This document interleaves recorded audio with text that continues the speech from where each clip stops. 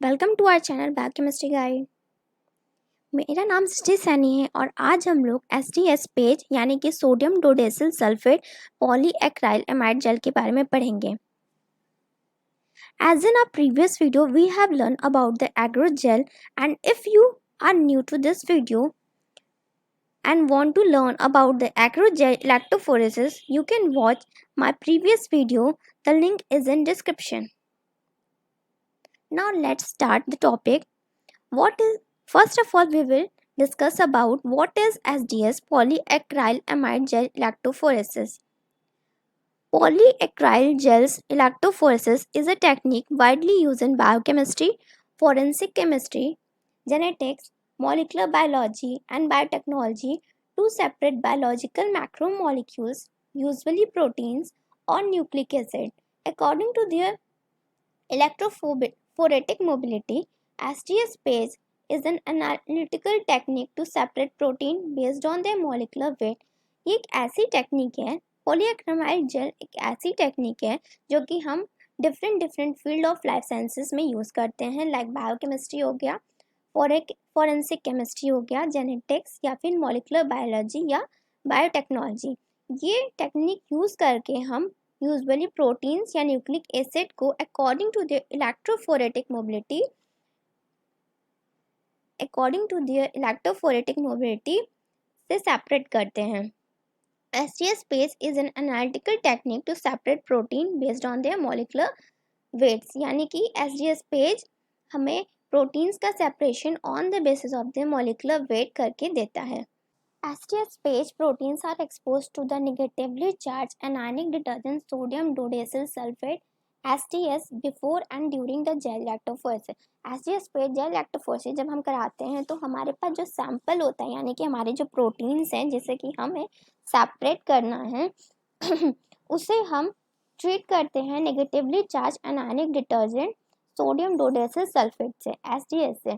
जब हम इसे SDS से ट्रीट करते हैं तो जो हमारे प्रोटीन्स होते हैं फोल्डेड नेचर के होते हैं। हम जानते हैं जो फोल्डेड नेचर प्रोटीन्स होते हैं वो पॉजिटिव और नेगेटिव चार्ज कैरी करते हैं। जब हम इसे ट्रीट कराएंगे SDS से तो SDS जो होता है वो नेगेटिव चार्ज कैरिंग डिटर्जेंट होता है। तो जो प्रोटीन्स हमारे पॉजिटिव और नेगेटिव चार्ज कैरी कर रहे हैं उसे वो रिड्यूस करके नेगेटिवली चार्ज कैरिंग प्रोटीन्स में चेंज कर देगा। SDS denature proteins, causing multimeric proteins to dissociate into their subunit, and all polypeptide chains are forced into extend conformation. Along with SDS protein is also treated with beta mercaptoethanol to break interchain और intrachain disulfide bond. यानी कि हम SDS के साथ साथ 2 mercaptoethanol का भी use करते हैं जो कि डाइसल्फाइड बॉन्ड को रिड्यूस करता है। तो जो हमारा प्रोटीन होता है सेकेंडरी, टर्शरी या फिर क्वाटरनरी स्ट्रक्चर होता है उसमें डाइसल्फाइड बॉन्ड्स प्रेजेंट होते हैं और इसे रिड्यूस करने के लिए हम 2 mercaptoethanol का यूज़ करके उसे अनफोल्डेड बनाते हैं, यानी उसे लीनियर स्ट्रक्चर को फॉर्म करते हैं और SDS से उसे नेगेटिवली चार्ज को कैरी करने वाले प्रोटीन्स में चेंज कर लेते हैं। तो जब प्रोटीन पे सिर्फ और सिर्फ नेगेटिव चार्ज कैरी होगा तो फिर जब हमें डिफ्रेंशिएट करना होगा हमारे सैंपल को तो उसमें एक ही चार्ज होगा, सिर्फ और सिर्फ नेगेटिव चार्ज। तो हम इसे चार्ज के बेसिस पे सेपरेट नहीं कर पाएंगे, तो हमारे पास सिर्फ और सिर्फ एक ही तरीका बचेगा जो कि हम इसका मॉलिकुलर वेट, तो फिर हमें इसे सेपरेट मॉलिकुलर वेट के बेसिस पे करना पड़ेगा। Now we will discuss about polyacrylamide gel. What is polyacrylamide and how the polyacrylamide gels form? Polyacrylamide is a polymer of acrylamide. Acrylamide is a chemical compound with odorless crystalline solid soluble in water, ethanol, ether, and chloroform. It is used to synthesize polyacrylamide.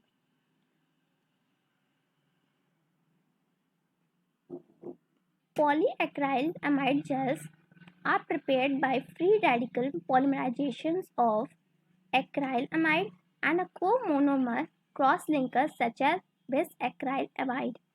Polyacrylamide gels कैसे बनता है? Polyacrylamide gels free radical polymerization of acrylamide and bisacrylamide से बनता है।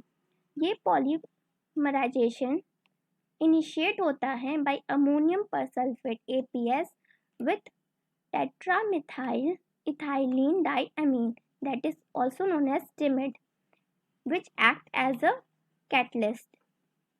We can also use riboflavin as a source of free radicals, often in combination with TIMIDs and APS. In this diagram, we can see this N-methylene bisacrylamide, the cross-linker monomers with acrylamide monomers form cross-link and form polyacrylamides.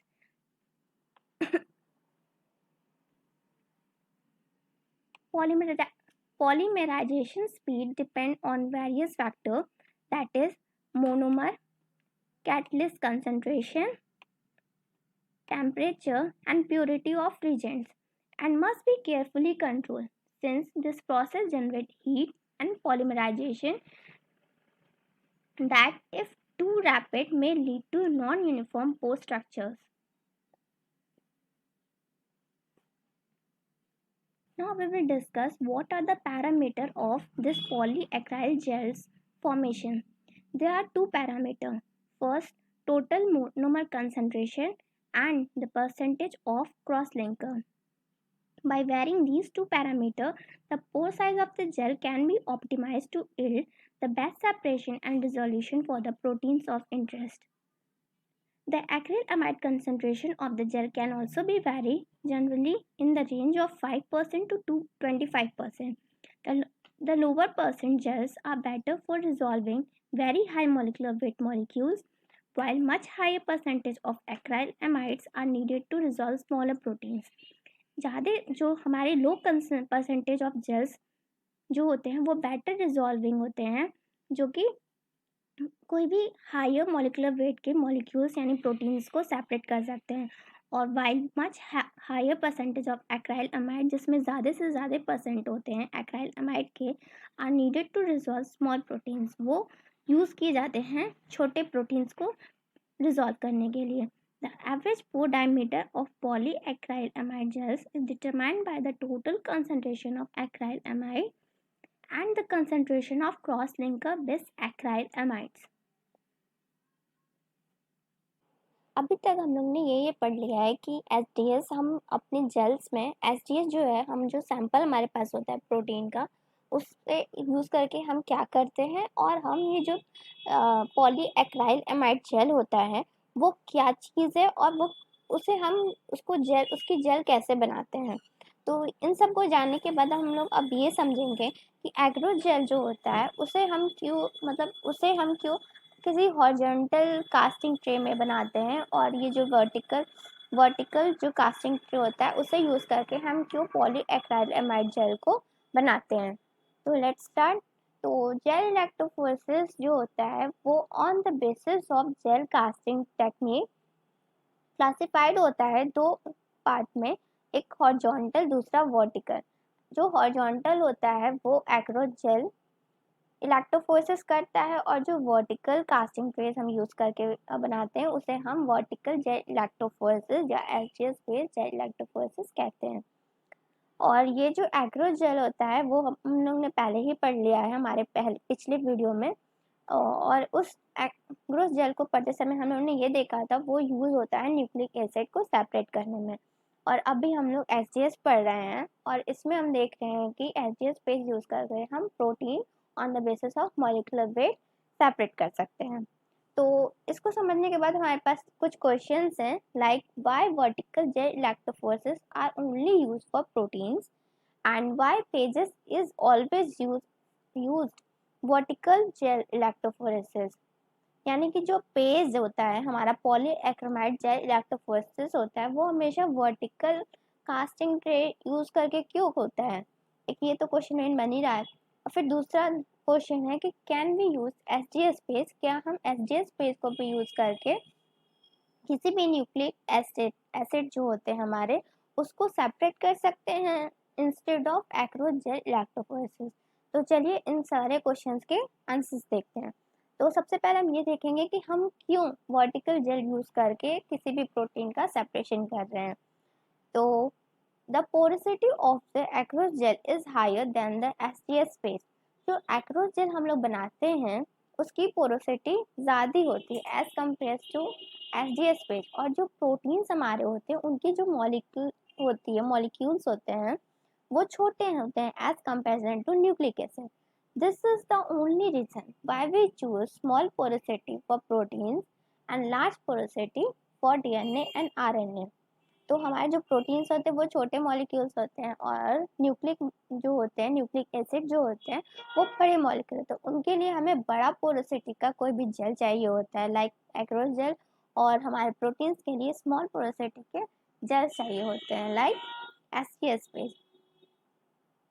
Now we will discuss why pages are always vertical। हम pages में हमारे पॉलीएक्राइलमाइड jail electrophoresis में हमेशा vertical casting trick use करते हैं। Acrylamide can not be use for horizontal system because acrylamide जो है वो कभी भी हॉरिजॉन्टल सिस्टम नहीं यूज करके बन सकता, क्योंकि जो हॉरिजॉन्टल जेल्स होती है are cast in a tray, एक ट्रे में बनती है जिस पे आसानी से ऑक्सीजन एक्सपोज कर सकता है, यानी उससे इंटरेक्ट वो हमेशा ऑक्सीजन के इंट्रैक्शन में आसानी से आ सकती है। लेकिन जो अगर ऑक्सीजन इंट्रैक्ट कर रही है इस पॉलीएक्राइलमाइड से, अगर पॉलीएक्राइलमाइड से ऑक्सीजन इंट्रैक्ट करेगी तो ऑक्सीजन हमेशा इंटरफेयर करेगी उसके पॉलीमराइजेशन में, उसकी क्रॉस लिंकिंग में, उसको क्रॉस लिंक नहीं होने देगी आसानी से। इसलिए जो उसका क्रिएशन ऑफ जेल होगा वो बिगड़ सकता है, इसलिए ऑक्सीजन उसे हमेशा डिस्टर्ब करेगी। इसलिए हम इसे किसी वर्टिकल जो कास्टिंग ट्रे होती है उसमें बनाते हैं। अब हमारे पास एक क्वेश्चन है कि SGS पेज यूज करके क्या हम न्यूक्लिक एसिड को भी सेपरेट कर सकते हैं इंस्टेड ऑफ एग्रोजेल लैक्टोफोरेसिस।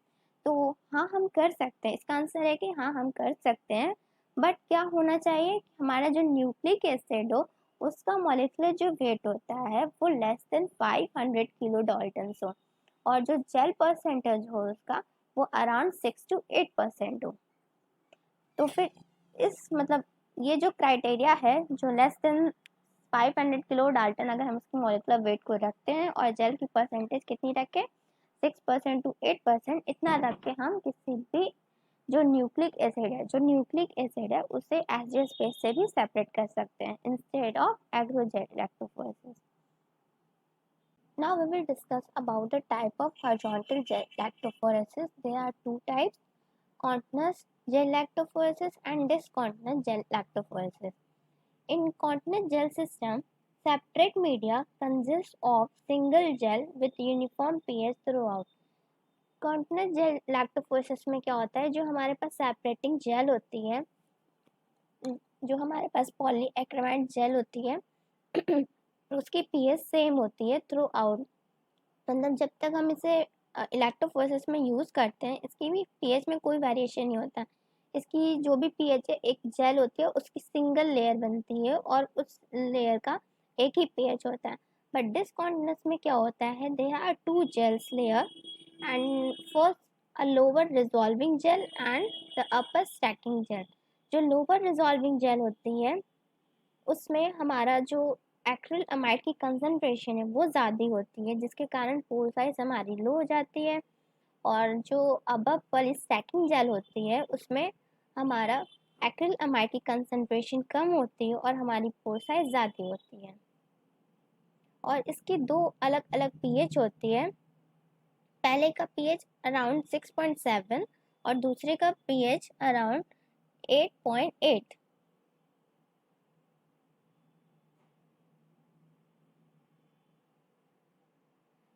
यहाँ पे हम डायग्राम से देख सकते हैं कि स्टैकिंग जेल में हमारा जो बफर होता है वो हम यूज़ करते हैं ट्रिस HCl, और यहाँ पे होता है ट्रिस HCl की मोलैरिटी होती है 0.375 और यहाँ पे होती है 0.125 मोलैरिटी। ट्रिस HCl पीएच होता है यहाँ पे 6.8 हमारा, और रनिंग जेल जो हमारी रिजॉल्विंग जेल होती है उसकी पीएच होती है 8.8। यहाँ पे कंसंट्रेशन हमारा क्या है 5%, यानी कि कंसंट्रेशन लो होती है जिसके कारण लार्ज पोर्स बनते हैं और लो लोअर इसकी आयनिक स्ट्रेंथ होती है। और यहाँ पे 12% एक्टिनाइड्स है, यानी हाई कंसंट्रेशन ऑफ एक्टिनाइड मतलब दिख रहा है यहाँ पे। तो हमारे पोर्स जो होंगे वो छोटे होंगे और इसकी हायर आयनिक स्ट्रेंथ होगी। अब हम पढ़ेंगे the movements of ions in stacking gel and resolving jail.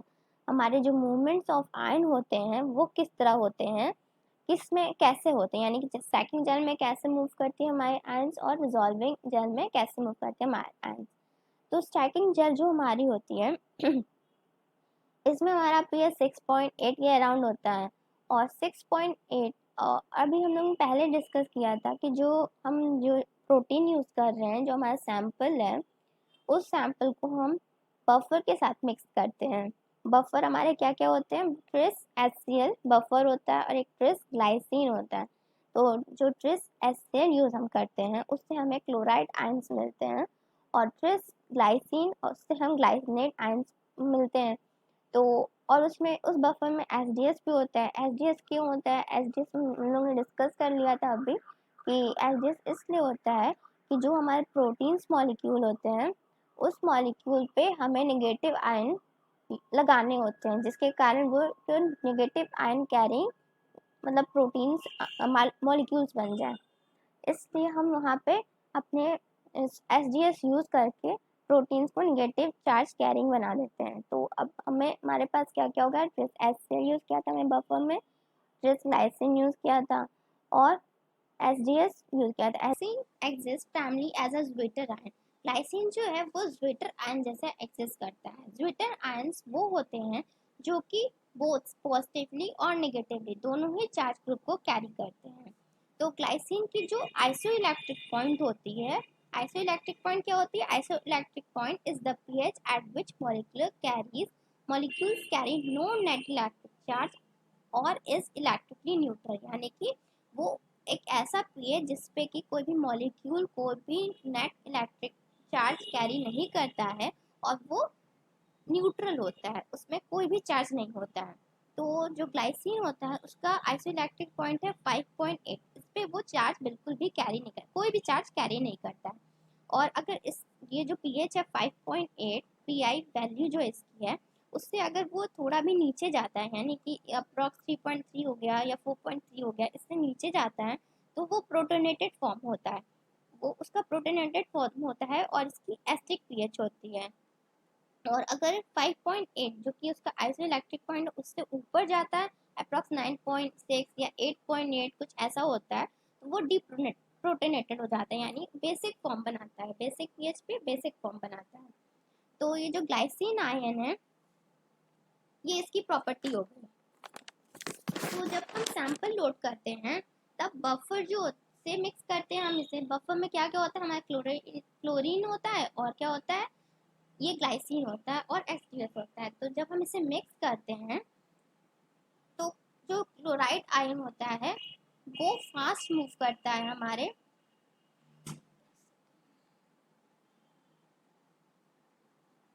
Chloride जो होता है वो फास्ट मूव करता है एज कंपेरिजन टू प्रोटीन, क्योंकि ये जो क्लोराइड्स होते हैं वो नेगेटिव आयन को कैरी करते हैं और जो प्रोटीन्स होता है वो एसडीएस के साथ कॉम्प्लेक्स बनाया हुआ होता है। एसडीएस और प्रोटीन कॉम्प्लेक्स जो होता है वो क्लोराइड के बाद रहता है, यानी सेकेंड पोजिशन पे रहता है।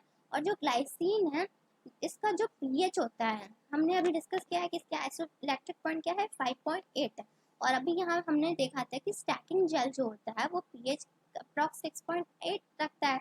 तो फिर जब ये काफ़ी क्लोज है इसके आइसोइलेक्ट्रिक पॉइंट से, ग्लाइसिन के आइसोइलेक्ट्रिक पॉइंट से काफ़ी क्लोज है ये पीएच 6.8, आइसोइलेक्ट्रिक पॉइंट क्या होता है इसका 5.8, काफ़ी क्लोज है। तो इसमें जो चार्ज ये कैरी करता है वो अप्रॉक्स न्यूट्रल होता है। तो नेगेटिव चार्ज तो ये कैरी करता नहीं है, तो सबसे ज़्यादा नेगेटिव चार्ज क्लोरीन कैरी करता है, इसलिए फर्स्ट है। सेकेंड पोजीशन पे एसडीएस के कारण प्रोटीन है और फिर कौन आता है, फिर ग्लाइसिन आता है। तो स्टैकिंग जेल में जो होता है ये इस तरह का मूवमेंट शो करता है, पहले आता है क्लोरीन, दूसरे पे आता है, दूसरे पोजीशन पे रहता है हमारा प्रोटीन और तीसरे पोजीशन पे होता है हमारा ग्लाइसिन। इस तरह से प्रोटीन जो मॉलिक्यूल है हमारा वो स्टैक हो जाता है between chlorine and glycine.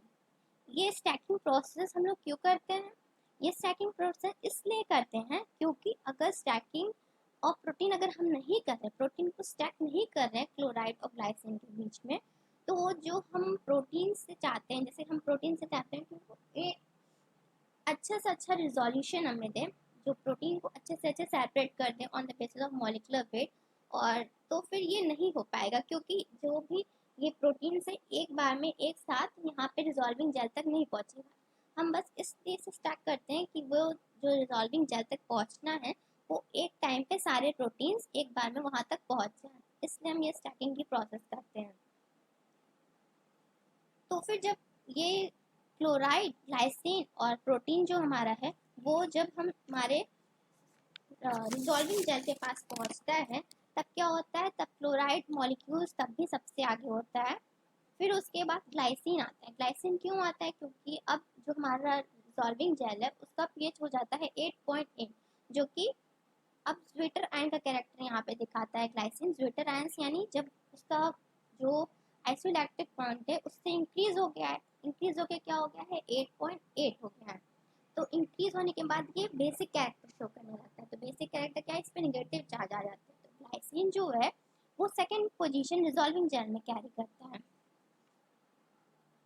First हमारा क्लोरीन हो जाता है, उसके बाद हमारा क्या आता है, ग्लाइसिन आता है। ग्लाइसिन के बाद प्रोटीन्स आते हैं। प्रोटीन हमारे धीरे धीरे मूव करते हैं इन रिजॉल्विंग जेल। क्यों, क्योंकि जो नेगेटिव चार्ज होता है वो as comparison to this glycine and chlorine is less, is very much less on protein molecules.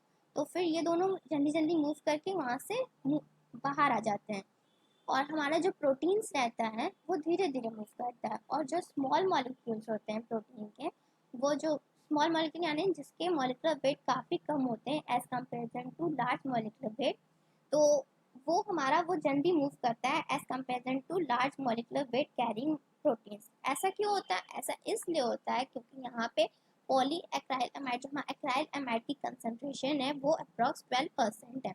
12% होने का मतलब क्या होगा, अगर ज़्यादा कंसनट्रेशन ऑफ एक्राइल अमाइड रहेगा तो वहाँ पे जो पोर साइज होती है वो स्मॉल होती है। स्मॉल पोर साइज में हमारे छोटे जो मॉलिक्यूल्स होते हैं वो जल्दी जल्दी मूव करेंगे as comparison to large molecular weight के प्रोटीन।